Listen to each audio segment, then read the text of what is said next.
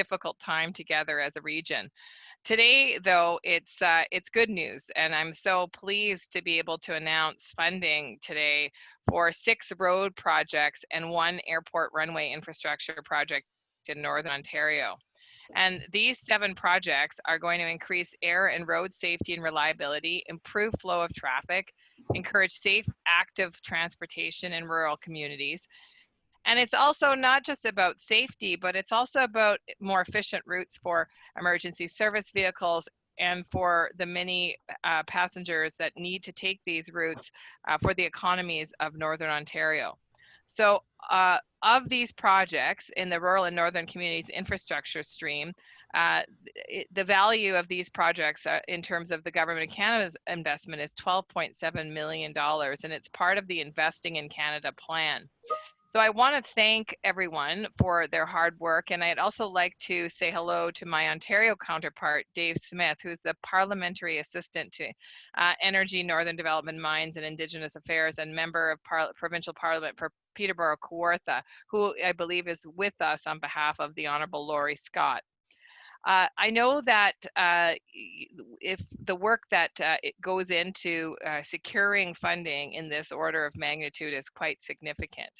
And I'm really excited to thank Manitouwadge, for example, for the hard work that they've put forward. And I know they've been doing this for quite some time to improve the Manitouwadge Airport. And this money in particular will help improve the runway and the taxiway, undergo several upgrades, including resurfacing the asphalt and repaving different sections of the runway, including the apron and the turn pad. And these upgrades will offer a more reliable and comfortable service for passengers, businesses, emergency services like fire services and air ambulances. And the remaining projects will see upgrades to major roads in 6 communities like Pickle Lake, for example, that will improve its flow of traffic and add a secondary access point for emergency vehicles after reconstructing, regrading, and widening a portion of Pickle Lake Road and connecting it to Highway 599. In Terrace Bay, the project will widen its lanes and asphalt shoulders on Mill Road to support safer conditions for cyclists and pedestrians. And this is really, as I said earlier, an important component, not just of safety and access for residents in Northern Ontario, but also for the economy of Northern Ontario. We know that keeping our infrastructure strong and viable is really important to sustaining our capacity to participate fully in the economy of Canada. And we also know that it's really important in the work that we do to attract people to our region to live, work, and play. So through our historic Investing in Canada plan, we are delivering on that promise to build sustainable, resilient communities. Here in Ontario, this means an investment of over $7.6 billion through our infrastructure plan towards more than 2,500 projects across the province. Again, projects that strengthen the communities where people live, raise families, and work. Now, the health and safety of all Canadians remain our top priority, but we also know that we need to continue to support projects that are going to create employment and stabilize our economy during these difficult times, and that ensuring Canadian communities remain strong and viable is an important goal and a long-term project that all of us must continue. So listen, I'm really excited to do this. This is my first virtual announcement. I look forward to hearing my other colleagues' comments. Thank you very much. Thank you so much, Patty. This is very exciting news for our community and for the region as well.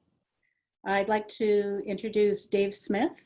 He's Parliamentary Assistant to the Ministry of Energy, Northern Development and Mines, and also to the Ministry of Indigenous Affairs.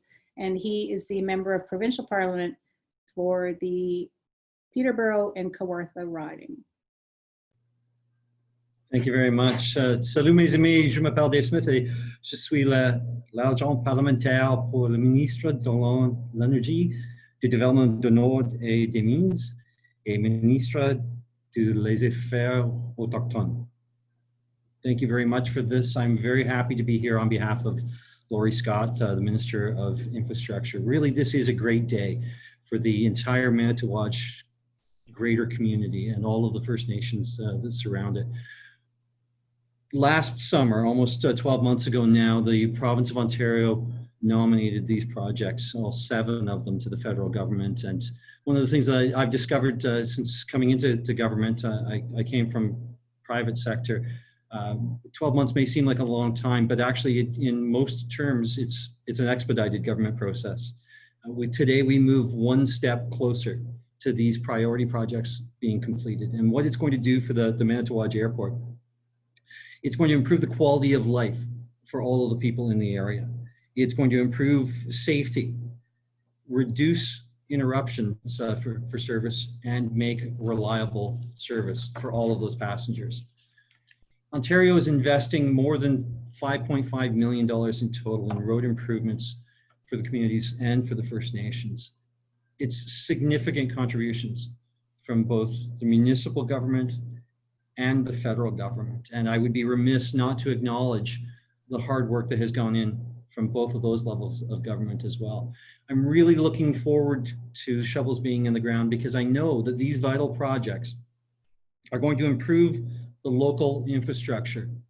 And as we come out of COVID-19, as part of the recovery, this will do something that cannot be measured for the community. It is going to create jobs, and those jobs are going to help with the local economy, strengthen it, and help you recover from what we're seeing as one of the worst pandemics that the world has ever seen. Across the province of Ontario, we're investing $167 million in road and bridge infrastructure over the next 10 years. What this will do for us is it'll get people to the places they want to go, allow them to do the jobs that they want to do. You'll be able to go to medical appointments, classes at school, and most importantly, bring you back to your family safely at the end of every day. And it'll do this in a very timely fashion. The ICIP program will help unlock $30 billion in cost-shared funding across this entire province.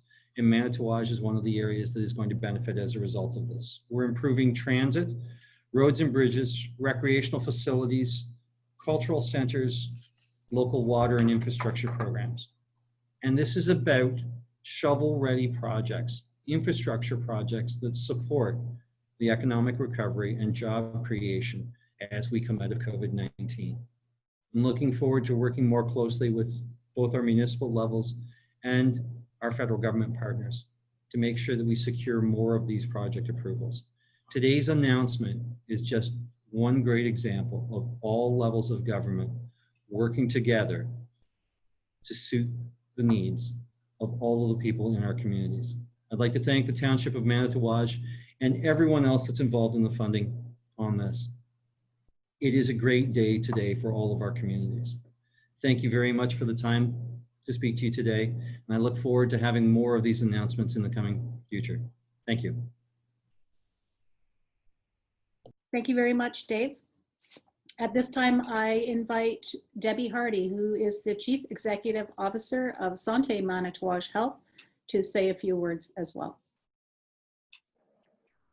Morning, everybody.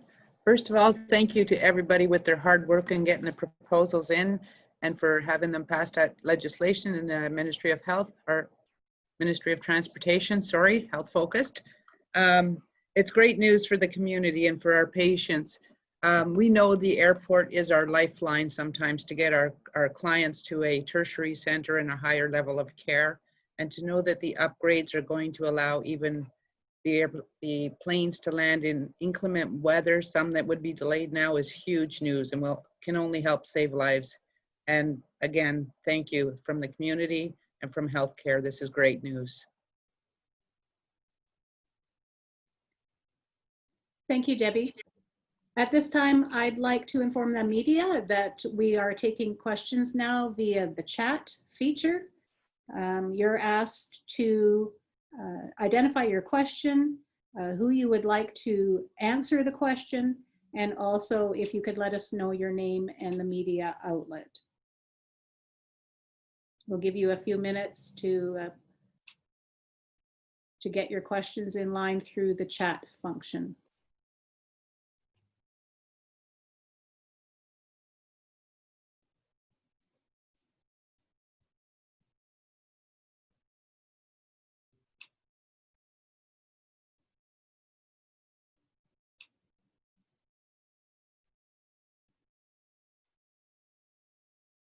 I don't see any questions coming forward yet. We'll give it another minute.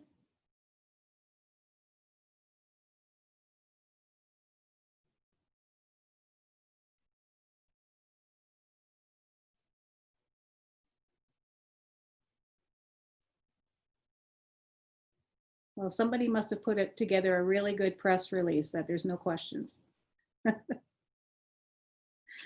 So seeing none, I really just want to thank everyone for all their work in putting this project together. The Township of Manitouwadge is looking forward to getting the work underway.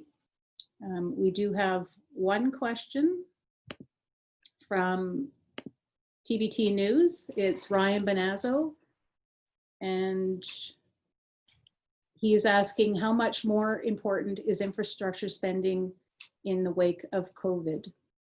It's not directed to anyone, so maybe Minister Haidu, if you'd like to answer that. Well, thank you very much, Brian, and thanks for attending this virtual announcement. We all appreciate it.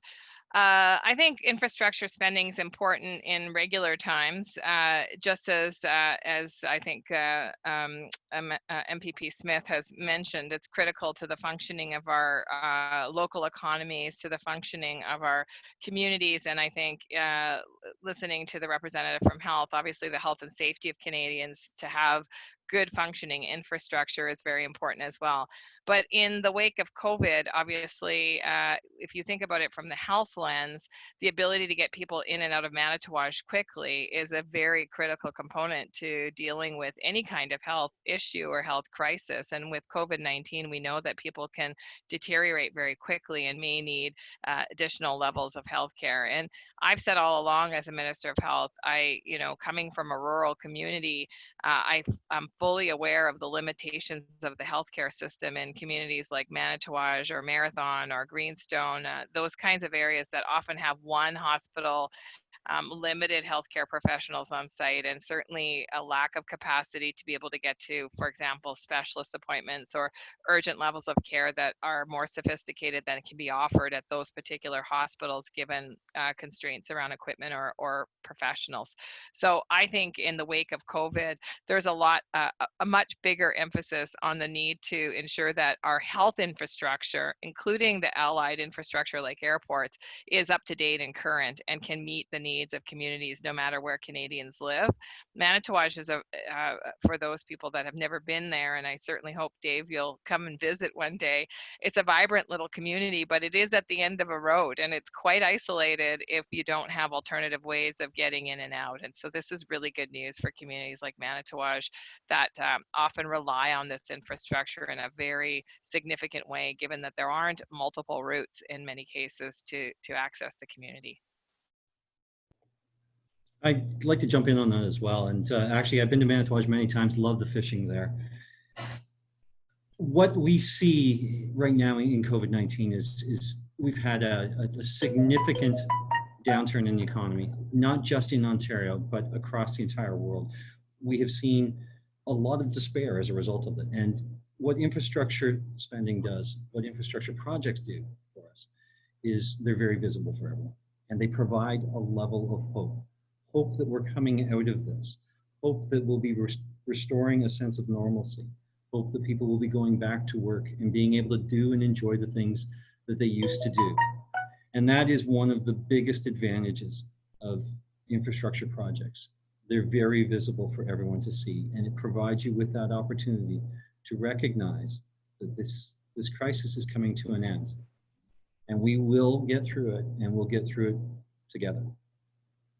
If I could just add one additional word to that, I think it's a really important point, MPP Smith. I think that when people see normalcy, I remember in the early days of COVID, stuck in my condo in Ottawa, looking out at a construction scene just below me, and in fact, thinking this is a section of the economy that can continue to function and can actually perform physical distancing in the course of their work. And you're right, it did make me feel like life was somewhat normal if you could see people building roads, or in my case, building a new condo building across the street. And I think that was very, very important for people to see. But I think also it does support local economies, because oftentimes these infrastructure projects, as you know, are drawing on resources and supplies from local economies, hiring local contractors, and it, provides an opportunity for the economy of the region to participate in a big project that can have direct economic spin-offs. If you think about, for example, the town of Nipigon, who did really, really well with the building of the bridge recently in the last several years. So super important for the long-term functioning of our economy as well. Great, thank you for the question, Ryan, and thank you both for the answers. I don't see any other questions from media in our chat room. And at this time, I would like to again thank both Minister Hajdu and MPP Dave Smith for your participation in today's announcement. Sorry, we do have one more question coming in. Again, it's from Ryan Benazzo at TPT News, and this is to Mayor McEachern. And if you could answer the question, how much is this funding needed in our community? Yes, we've for the last 4 or 5 years have realized that our airport area was deteriorating very much, and it's quite a lifesaver actually. So we're very pleased and honored to have them provide this funding for us to get this work done. Thank you, Mr. Mayor. Okay, and again, one more time, thank you, Brian, for the question. And so this will conclude the funding announcement today. I really appreciate, once again, the participation of everyone. And we will be posting the recording to the municipal webpage for viewing. And again, the video will be broadcast through Facebook Live and available after the end of the video. So thank you again, and have a great day, everyone.